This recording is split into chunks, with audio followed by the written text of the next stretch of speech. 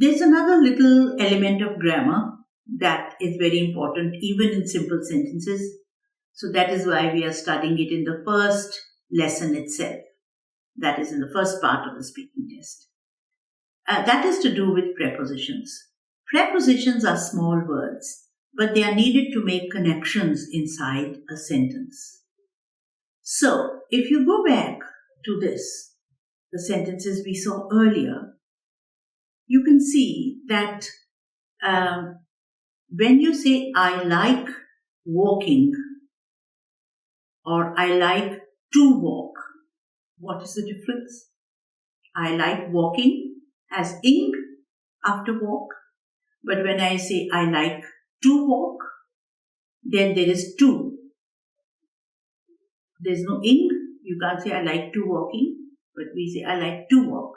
Now, to is here a preposition. You know, children, when they first start learning a language, they miss out the prepositions. So they might say, I like walk. So that means that they have missed out one part of the grammar. But as they get more competent in the language, they realize that here they have to speak, this to element has to be there. That is a preposition. But when you look at the next verb, I enjoy walking, I enjoy reading, but we don't say I enjoy to walk. We can't use to with this verb, enjoy. Let's go on to I belong. So we can't say that I belong Canada. No, I belong to Canada. So that to again is needed over here.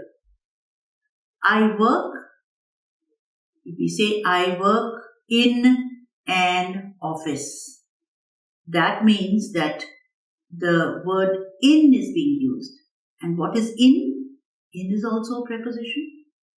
So you understand that to, in, of, these are all very small words, but they are important. So don't miss them out. Similarly, I work in an office, I study in a college, right? So, but if you say I study computers, then you won't say I study in computers, right? There in is not necessary. And then if you have something like I listen, then here again we need a preposition. We can't say I listen music. We have to say I listen to music. That is important, that you recognize which verbs will have to before them, which verbs will have in before them or at before them, and which verbs do not need any preposition. That is very important because even when you're speaking a simple sentence, these things are required. So here we are, we revise it. Next to some verbs you have prepositions, but not all. See, I've given the example to you here. I see a picture, I look at a picture. Now, you might think that seeing and looking are the same thing. But no, the grammar treats them differently. In the grammar, you'll see that they are treated differently. So whereas you don't need a preposition with see, I see a picture. Not I see to a picture, or I see at a picture. But when we use the verb look, then we need a preposition. We can't have I look a picture, I look at a picture. So the verb will need something or it may not need. This is the nature of every individual word, that either it needs something or it doesn't need something. So you have to see which verbs are the one that where a preposition is needed and which verbs are the one in which a preposition is not needed. Right? Okay. So here we go on then to the sentences that you made.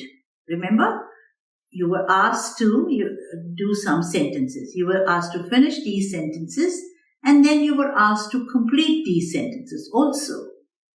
Now, if you have done them or you have attempted to do some of them, you might check them now, speak them by repeating them. All right? Repeat them in this way that you use the verbs and prepositions correctly. So try to see where you yourself have made that error, that either after listen you haven't put a preposition, or after like or enjoy you have put a preposition after enjoy. Is that right or not? So just check the sentences and repeat them with the corrections. Okay, so if in some case you need a preposition, repeat the sentence with the preposition. If you have used a preposition and you need to correct that, preposition is not needed, then speak the sentence in the correct way without that preposition.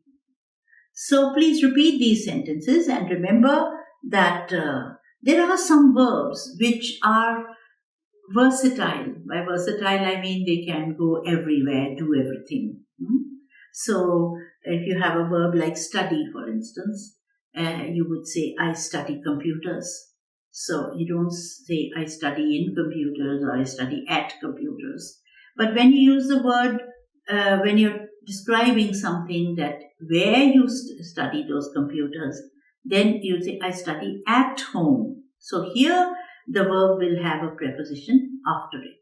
Study at home, but not when you say, I study computers. So please repeat these sentences that you have done earlier, but repeat them again correctly. So that's part of your practice.